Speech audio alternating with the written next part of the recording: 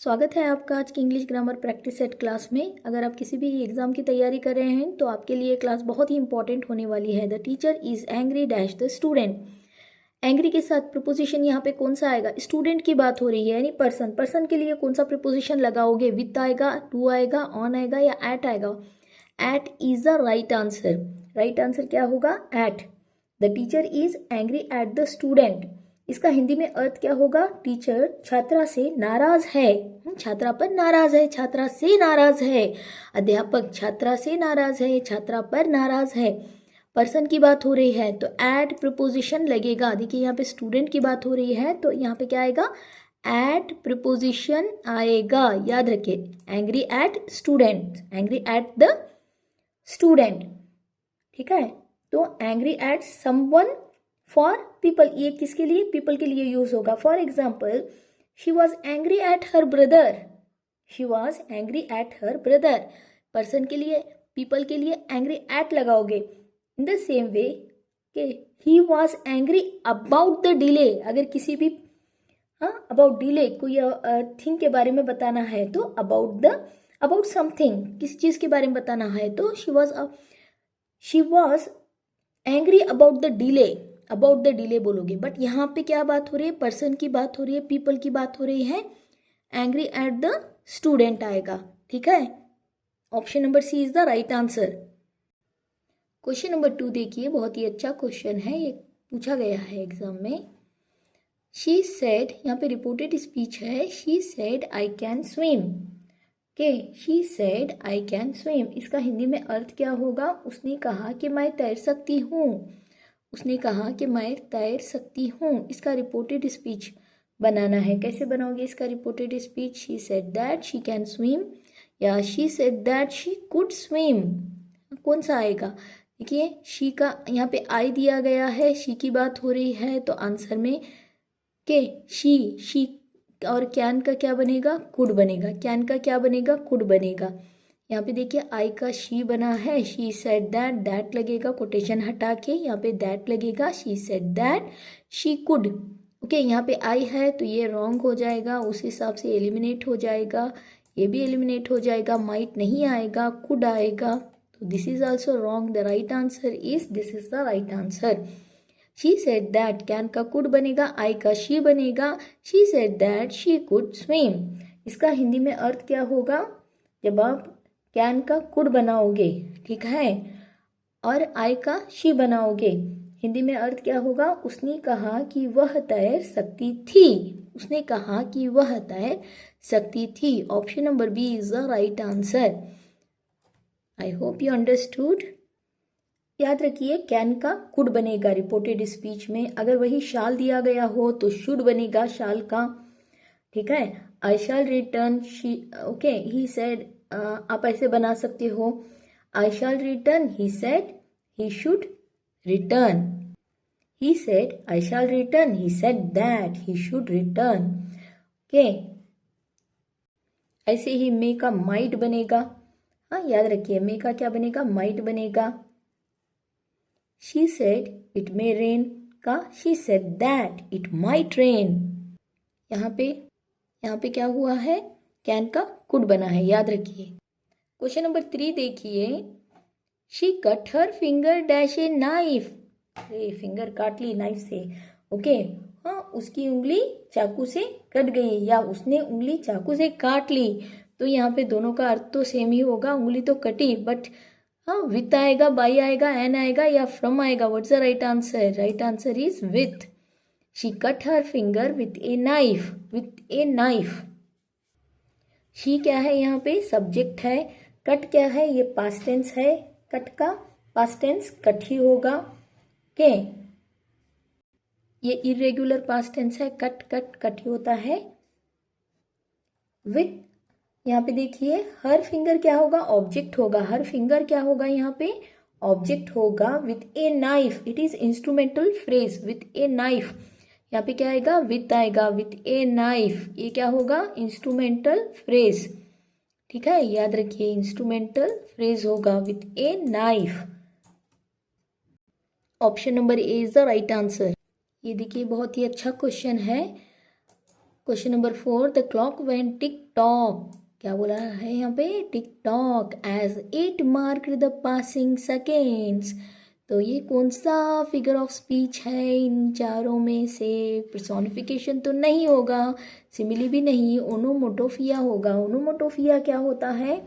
ये imitation, repetition of natural sound. Imitation का अर्थ क्या होता है? बार बार, हाँ, कॉपी, बोलना, बताना, हाँ, बार बार साउंड रिपीट होता है, इमिटेट होता है साउंड, नेचुरल साउंड को, तो उसे टिकटॉक कहा जाता है। फॉर एग्जाम्पल, हाँ, म्यू म्यू म्यू वाला साउंड, ये, हाँ, बैंग, बज, बी का बज, हाँ, बज बोल के बी जो साउंड क्रिएट करती हैं, म्यू, स्प्लैश वाटर का साउंड। तो ऐसे वाले साउंड्स अगर आपके सेंटेंस में आते हैं और अंडरलाइन करके, हाईलाइट करके पूछा जाए कि ये साउंड क्या है, तो ये क्या है? ओनोमोटोफिया है, याद रखिए। हाँ, एग्जाम्पल्स क्या है? बज, बैंग, म्यू म्यू, ऐसे वाले साउंड, स्प्लैश वाटर का गिरना। तो अब इस सेंटेंस का अर्थ देख लेते हैं। The clock went tick tock as it mark the passing seconds, इसका हिंदी में अर्थ क्या होगा? घड़ी टिक टिक करती रही जैसे जैसे समय बीतता गया, इसका हिंदी में अर्थ होगा। याद रखिए, आंसर ओनोमोटोफिया है यहाँ पे। Option number A is the right answer. Question number 5 देखिए, ही इज एडिक्टेड डैश स्मोकिंग, यहाँ पे राइट आंसर क्या आएगा? ऑन आएगा, टू आएगा, ऑफ आएगा, विथ आएगा। What is the right answer? He is addicted, वह, हाँ, धूम्रपान का आदी है। आदि है, धूम्रपान का आदि है, वह धूम्रपान का आदि है बताने के लिए to is the right answer. Addicted to, ये यहाँ पे फिक्स्ड प्रीपोजिशन है, याद रखिए, एडिक्टेड के साथ टू प्रीपोजिशन आता है। Okay, addicted to, addicted is always followed by to, यानी एडिक्टेड के बाद टू आता है, ठीक है, याद रखिए। एडिक्टेड टू इसके बाद नाउन या जर्नड आएगा। हाँ, these are the rules. She is addicted to coffee, आप ऐसे बता सकते हो, उसे कॉफ़ी की लत है। She is addicted to coffee, यानी उसे कॉफ़ी की लत है। या they are addicted to gaming. He is addicted to drugs, यानी वह नशे का आदी है बताने के लिए भी एडिक्टेड टू, यानी इन शॉर्ट क्या बता रही हूँ मैं यहाँ पे, एडिक्टेड के बाद यूजुअली प्रपोजिशन टू लग के आता है इसके साथ, ठीक है, और इसके बाद नाउन आता है या कोई जर्नड आएगा, ठीक है, प्लस नाउन या जर्नड आएगा, याद रखिए। बट यहाँ पे स्मोकिंग क्या है? It is gerund. Smoking noun नहीं है, इट इज अ जर्नड, और ये वर्ब नहीं है। यहाँ पे जर्नड क्या होता है? Gerund verb plus ING form of, हाँ, ING form that function as a noun, noun के जैसे फंक्शन करता है, तो यहाँ पे ये जर्नड है, smoking. He is addicted to, fixed preposition है, एडिक्टेड टू स्मोकिंग, वह धूम्रपान यानी स्मोकिंग का आदी है।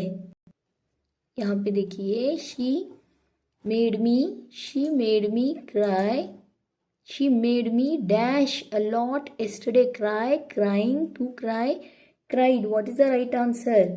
अगर यहाँ पे प्रेजेंट टेंस होता तो यहाँ पे मेक होता तो क्राइंग आता, तो क्राइंग नहीं आएगा, ठीक है, दिस इज रॉन्ग, क्राइंग तो नहीं आएगा, क्राइड भी नहीं आएगा, टू क्राई, हाँ, ये बेयर इन्फिनेटिव है, क्राई आएगा यहाँ पे। She made me cry a lot yesterday, okay, she made me cry lot yesterday, a lot yesterday। इसका हिंदी में अर्थ क्या होगा?